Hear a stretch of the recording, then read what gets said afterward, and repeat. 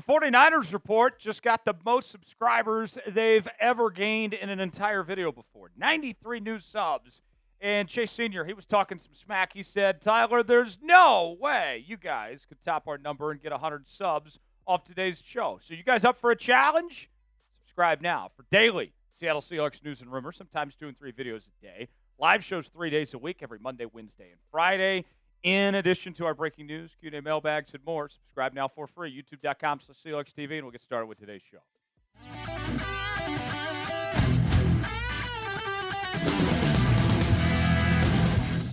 Welcome into this edition of Seattle Seahawks Today, powered by Chat Sports. I am your fearless leader, the somewhat capable host, Tyler Jones, here with you. Thanks for joining us.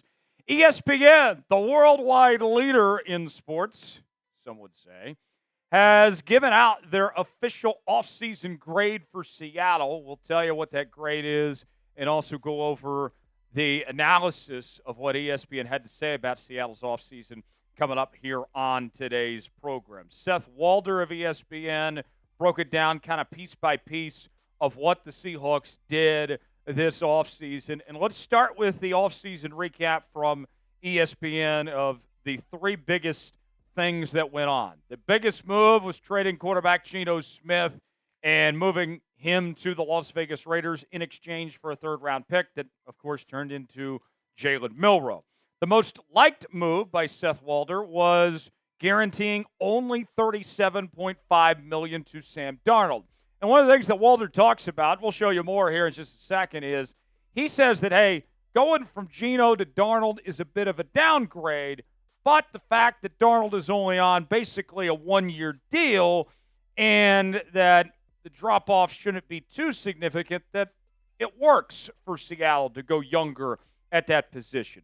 The most disliked move, and I think a lot of Seahawks fans would agree to this, is not signing a free agent guard. We know that the Hawks made some phone calls. There was plenty of guards they were interested in, but at the end of the day, they did not sign any in the free agent market. So with that, let's dive into the takeaways from ESPN, starting with Sam Darnold. And the thing that Walder talks about here is how manageable this deal is. And I'll say this, as we're going through this piece by piece, Walder's pretty hard on the Seahawks of these decisions that they made and was not really a fan at all of this offseason. But when he talks about this Sam Darnold signing, he kind of gives them a little bit of credit anyway as far as this goes. Let's show you what Walder had to say.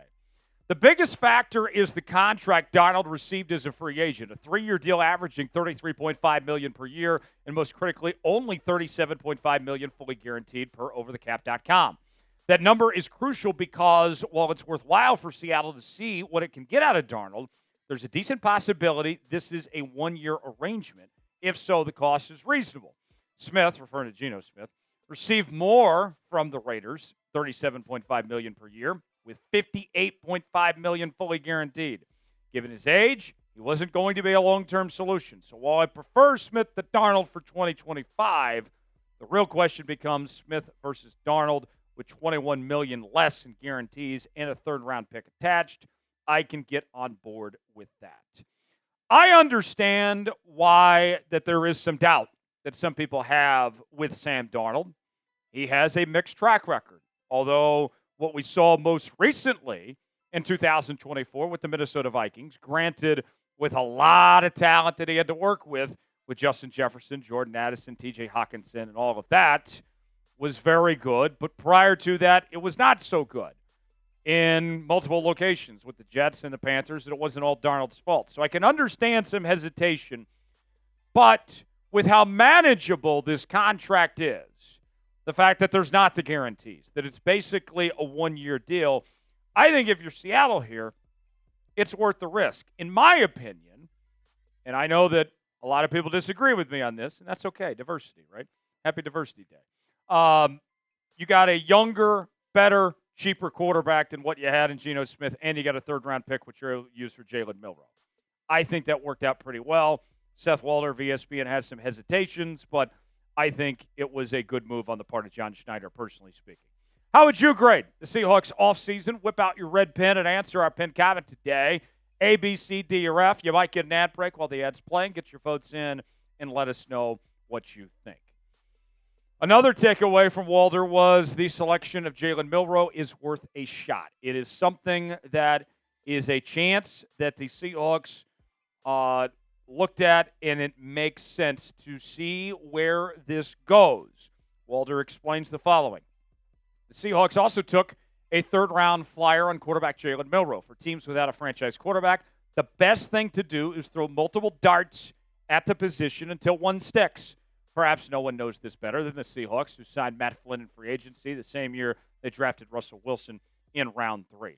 Now, I know a lot of people have made that comparison of the Matt Flynn situation to the Darnold and Jalen Milroe situation, but those are totally different scenarios here, as Sam Darnold has a much better track record than what Matt Flynn did, and Russell Wilson was much more ready to be a day one starter than what Jalen Milroe is. So they're not one in the same here.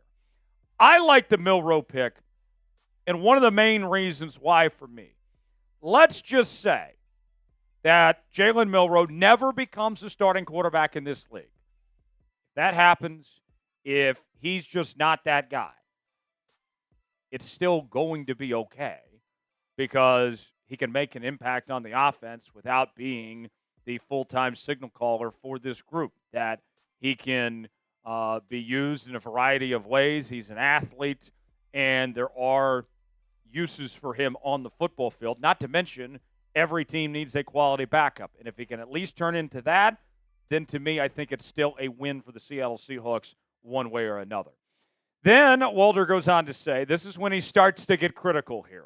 And the next few quotes that we're going to show you of these takeaways are not very kind to the Seattle Seahawks. Walder believes that trading DK Metcalf was a mistake for Seattle and was a huge win for the Pittsburgh Steelers.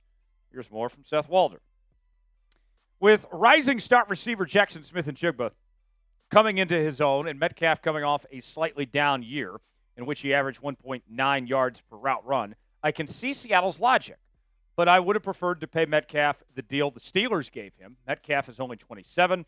The contract doesn't contain any 2027 guarantees, and I'm not sure the Seahawks are going to find a more efficient use for their cap space than extending Metcalf. Now, are we just going to sit here and ignore how we got to this point of DK Metcalf being traded?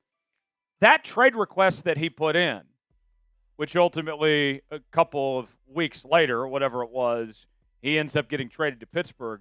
That was not the first time that DK has put in a trade request. That was the first time a trade request was made public, but there was 2 other prior instances where DK Metcalf said, I want out. I don't want to play for the Seattle Seahawks any longer. So here's what I look at here. All right? Bear with me here, folks. When Seth Walder says this of, hey, it would have been better for Seattle just to go ahead and pay Metcalf and keep him around, that sounds easier said than done. Because even if, from what we've heard from the reporting that's gone on, it wasn't all just about money with DK Metcalf, that he was unhappy with the situation and how things unfolded with JSN taking more of a larger role, with Mike McDonald being the head coach as opposed to Pete Carroll, and how he was running things here. Bottom line, DK Metcalf didn't want to be in Seattle. I don't think the Hawks had a choice but to pay him. I don't think, personally, this was a dollars issue. I think Seattle, had DK wanted to be here and stay, would have paid him that money. I think this was a personal problem that DK Metcalf had with the Seattle Seahawks, and so that's where I disagree. I see what he means, that, yeah, it'd be nice to have DK here, and I think you could have paid him that money, especially with all the cap space you have now, and then you probably don't bring in Cooper Kupp if that's the case. But it's forgetting how we got to that point in that instance. So the logic here is a little bit flawed on Walter's part there. Was it a mistake trading DK Metcalf? Be honest with me. Weigh in the comments section and let us know. Type Y for yes, in for no. Weigh in the comments section and tell me what you think. We have an insane deal, my friends.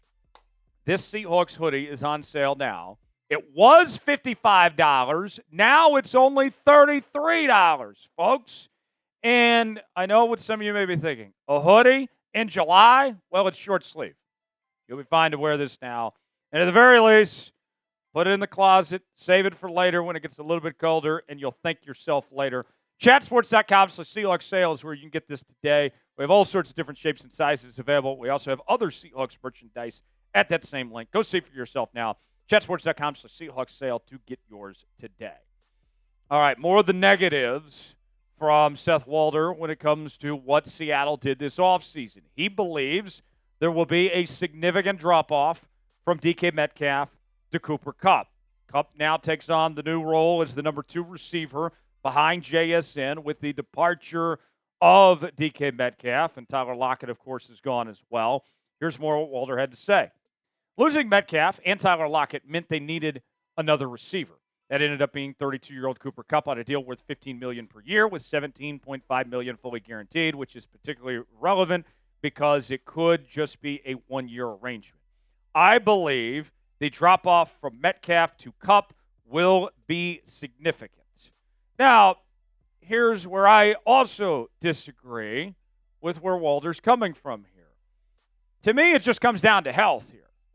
If Cooper Kupp stays healthy, and that is a big if, then I don't see this huge drop-off that Walder is referring to from Metcalf to Kupp. Now, recent history tells us that in all likelihood, Cooper Kupp's probably not going to play all 17 games. Then we could be talking about a different story, especially to DK's credit. For the most part in his career, he did a very good job in Seattle of staying healthy and being available out there. But when we've seen Cooper Kupp fully healthy, he's put up some incredible numbers and played at a high level. So to me, it's just the health factor. If he's available, then I don't think you're going to see much of a drop-off, if anything at all. The roles are different between the two. He's not really replacing DK. He's going to be playing mostly in the slot and inside. DK was an outside guy. MVS and Torrey Horton and Elijah Arroyo, for that matter, are going to be playing a lot of outside stuff. So it's not necessarily a fair comparison as far as that goes. Last one, and this one I wholeheartedly agree with. Walder says the offensive line for Seattle didn't improve enough. Here's what he had to say exactly. At the time of the Metcalf trade, I was confident Seattle was going to use some of the newfound cap space on a free agent guard. I was wrong. While the Seahawks spent their first-round pick on guard Gray Zabel, they did not sign a free agent at the position. They did add tackle Josh Jones, who has played guard in the past. Instead, they appear poised to start Anthony Bradford or Christian Haynes at guard, which was a missed opportunity considering players such as Tevin Jenkins, James Daniels, Mekhi Becton signed for relatively cheap, and Will Hernandez is still available. Now, while I agree with this thinking, I personally would have liked to seen the Seahawks sign a guard out there. John was very adamant that he wanted guys to come in the building and, do physicals and meetings and all that before they signed him, but he did not hold the same standard to other positions. You didn't see Cooper Kupp or DeMarcus Lawrence take a visit, so I thought that was kind of odd. But nonetheless, yes, I agree that they should have signed a free agent guard. But here's the silver lining in all this. You have the next few weeks, training camp coming up, to see what you have in Bradford and Haynes. And hopefully one of them can emerge and develop and be a quality starter. But if not, there's still time to get this right, whether that's going after a Will Hernandez or one of those guards that are out there like a Dalton Reisner or something like that, or making a trade. So I don't think that this story of fixing the right guard position is just finished just yet. In the words of Natasha Bedingfield, the rest is still unwritten. Do you trust the Seahawks offensive line? Two options here. Type T for trust, NT for not trust. I want to know. Tell me in the comments section below. The overall grade from ESPN, surprisingly, with all those negatives that were pointed out there, was a B-. Not a terrible grade. It is on the bottom end of the spectrum, as Seth only gave out one D. That went to the New Orleans Saints. There were several teams that got C's and C+, but they're in that B- territory. So if we're talking like a weighted grade scale, it's not great in actuality there. Not a terrible grade, but still highly critical of what the Hawks did with John Schneider and company moved and dealt with this offseason. And it's ultimately going to be the test of John Schneider's fate. This offseason, his job is on the line. If John Schneider's right with these decisions, then he'll be here for many years to come, and we'll be saying, great job. But if this is a miss, not taking care of that offensive line situation, maybe bringing in too many older players like Cooper Kupp and DeMarcus Lawrence and others, then John's going to be looking for a job next offseason. So we'll see. Only time will tell. For continuing Seahawks coverage, subscribe now for free. YouTube.com/SeahawksTV. I'm Tyler Jones. Thanks for joining us. We'll see you next time.